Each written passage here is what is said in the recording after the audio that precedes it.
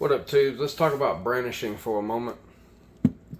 So, depending upon where you live, and the reason why I'm saying this and making this video is because there are knuckleheads that don't know what brandishing means, because they have been, what's the word I'm looking for? Indoctrinated by the mainstream media into thinking that everything that the mainstream media says is correct. It is not. Most of the crap that comes out of the mainstream media's mouth is just that. It's crap. But either way, I digress. So, depending upon your local and state laws, at least where I live, brandishing a firearm does not mean that it's shown in a holster. Meaning, if you are open carrying, I literally read this from somebody who said that open carrying could be considered brandishing in the state of Pennsylvania and in the state of New York, Illinois, Pennsylvania, Washington State, New Jersey, Maryland, and I'm so glad that I was never raised in any of those states.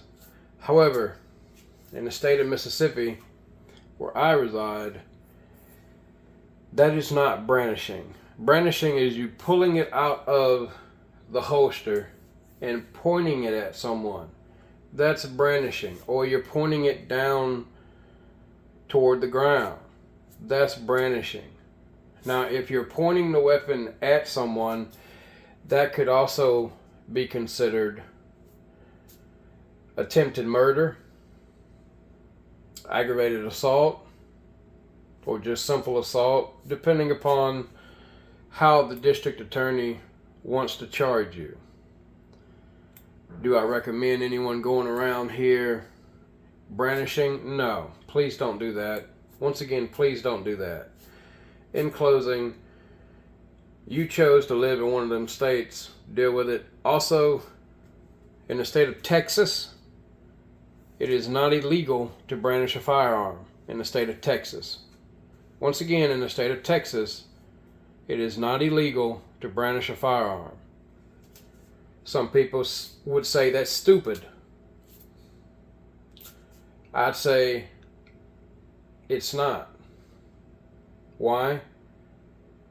Well, for one, most people who just brandish a firearm, they're not going to use it.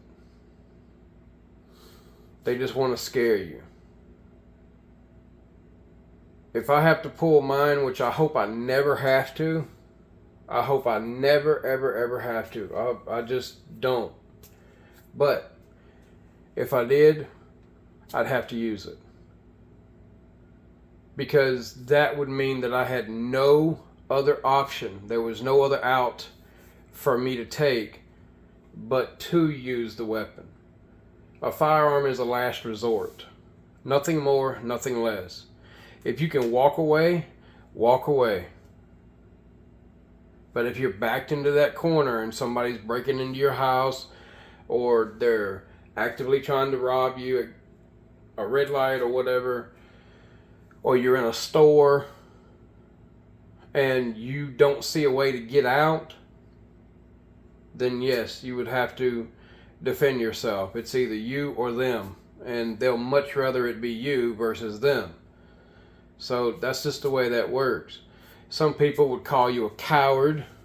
Some people would say that you're, a wimp because you didn't stand up and fight. Look, man, you can say whatever you want, but at the end of the day, my life is more precious. I'm not the police. Alright, I'm not goddamn Batman. I'm not Clark Kent, aka Superman. I ain't none of those fictional characters. I'm a human being. I have a wife and I have a son. And I'd much rather go home to my wife and my son and see them again versus the morgue. So you can call me whatever the fuck you want. I'm not going to be no hero. If that's what you want to be, go for it. But at the end of the day, it's best just to walk away if you can